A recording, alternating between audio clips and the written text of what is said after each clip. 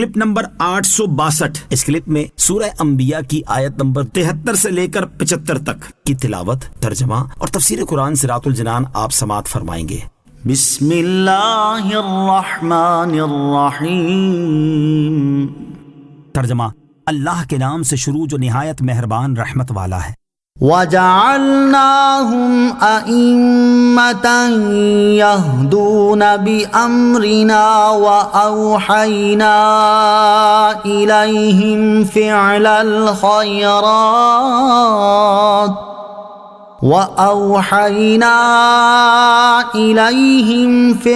الْخَيْرَاتِ وَإِقَامَ الصَّلَاةِ وَإِيتَاءَ الزَّكَاةِ وَكَانُوا لَنَا عَابِدِينَ۔ ترجمہ، اور ہم نے انہیں امام بنایا کہ ہمارے حکم سے رہنمائی کرتے ہیں، اور ہم نے ان کی طرف اچھے کام کرنے اور نماز قائم کرنے اور زکوٰۃ ادا کرنے کی وحی بھیجی، اور وہ ہماری عبادت کرنے والے تھے۔ وَجَعَلْنَاهُمْ أَئِمَّةً، اور ہم نے انہیں امام بنایا۔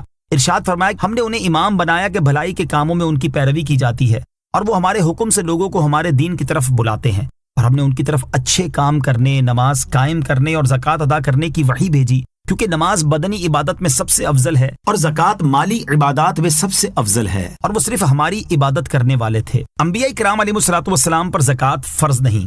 یاد رہے کہ انبیاء کرام علیہ الصلوۃ والسلام کو امتیوں پر یہ امتیاز حاصل ہے کہ ان کے مال پر زکوٰۃ فرض نہیں ہوتی۔ چنانچہ علامہ احمد طحطاوی رحمۃ اللہ تعالی فرماتے ہیں، انبیاء کرام علیہ الصلوۃ والسلام پر زکوٰۃ واجب نہیں، کیونکہ ان کا سب کچھ اللہ تعالیٰ کی ملک ہے، اور جو کچھ ان کے قبضے میں ہے وہ امانت ہے، اور یہ اسے خرچ کرنے کے مقامات پر خرچ کرتے ہیں اور غیر محل میں خرچ کرنے سے رکتے ہیں، اور اس لیے کہ زکوٰۃ اس کے لیے پاکی ہے جو گناہوں کی گندگی سے پاک ہونا چاہے، جبکہ انبیاء کرام علیہ الصلوۃ والسلام معصوم ہونے کی وجہ سے گناہوں کی گندگی سے پاک ہیں۔ علامہ ابن عابدین شامی رحمۃ اللہ تعالی در مختار کی اس عبارت اس پر اجماع ہے کہ انبیاء کرام علیہ الصلوۃ والسلام پر زکوٰۃ واجب نہیں کے تحت فرماتے ہیں، کیونکہ زکوٰۃ اس کے لیے پاکی ہے جو گندگی یعنی مال کے میل سے پاک ہونا چاہے، جبکہ انبیاء کرام علیہ الصلوۃ والسلام اس سے بری ہیں، یعنی ان کے مال ابتدا ہی سے میل سے پاک ہیں۔ لہٰذا جن آیات میں انبیاء کرام علیہ الصلوۃ والسلام کو زکوٰۃ دینے کا فرمایا گیا، ان سے یا تو تزکیہ نفس یعنی نفس کو ان چیزوں سے پاک رکھنا مراد ہے جو شان نبوت کے خلاف ہے، یا ان سے مراد یہ ہے کہ وہ اپنی امت کو زکوٰۃ ادا کرنے کا حکم دے۔ حضرت ابراہیم علیہ الصلوۃ والسلام پر اللہ تعالیٰ کے احسانات۔ خلاصہ کلام یہ ہے کہ اللہ عز و جل نے حضرت ابراہیم علیہ الصلوۃ والسلام پر طرح طرح کے احسانات فرمائے۔ پہلا تو یہ کہ آپ علیہ الصلوۃ والسلام کو بچپن سے ہی رشد و ہدایت سے نوازا۔ دوسرا یہ کہ ظالم و جابر بادشاہ کے مقابلے میں آپ علیہ الصلوۃ والسلام کو غلبہ عطا فرمایا۔ تیسرا یہ کہ آپ علیہ الصلوۃ والسلام کو انبیاء کرام علیہ الصلوۃ والسلام کے شہر کی طرف ہجرت کروائی۔ چوتھا یہ کہ آپ علیہ الصلوۃ والسلام کو نیک صالح اولاد عطا کی، اور پانچواں یہ کہ آپ علیہ الصلوۃ والسلام کی اولاد کو بھی نبوت عطا کی۔ وَلُوطًا آتَيْنَاهُ حُكْمًا وَعِلْمًا وَنَجَّيْنَاهُ مِنَ الْقَرْيَةِ الَّتِي كَانَتْ تَعْمَلُ الْخَبَائِثَ إِنَّهُمْ كَانُوا قَوْمَ سَوْءٍ فَاسِقِينَ وَأَدْخَلْنَاهُ فِي رَحْمَتِنَا إِنَّهُ مِنَ الصَّالِحِينَ۔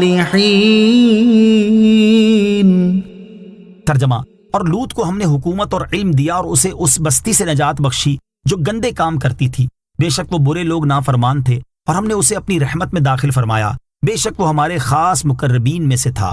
وَلُوطًا آتَيْنَاهُ حُكْمًا وَعِلْمًا، اور لوط کو ہم نے حکومت اور علم دیا۔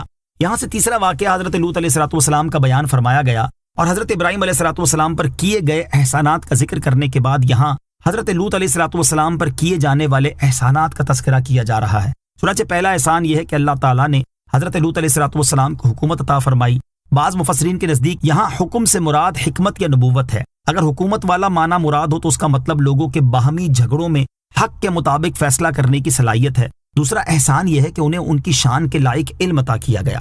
تیسرا احسان یہ ہے کہ اللہ تعالیٰ نے انہیں اس بستی سے نجات بخشی جہاں کے رہنے والے لواطت وغیرہ گندے کام کیا کرتے تھے، کیونکہ وہ برے لوگ اور نافرمان تھے۔ اس سے معلوم ہوا کہ برے پڑوس سے نجات مل جانا اللہ تعالیٰ کی بہت بڑی نعمت اور اس کا انتہائی عظیم احسان ہے۔ اللہ تعالیٰ ہمیں نیک ساتھی اور پرہیزگار ہم نشین عطا فرمائے اور برے ساتھیوں سے محفوظ فرمائے، آمین۔ وَأَدْخَلْنَاهُ فِي رَحْمَتِنَا، اور ہم نے اسے اپنی رحمت میں داخل فرمایا۔ یہاں حضرت لوط علیہ السلام پر کیے گئے چوتھے احسان کا ذکر فرمایا گیا کہ اللہ تعالیٰ نے انہیں اپنی خاص رحمت میں داخل فرمایا، اور بے شک وہ اللہ تعالیٰ کے خاص مقرب بندوں میں سے تھے۔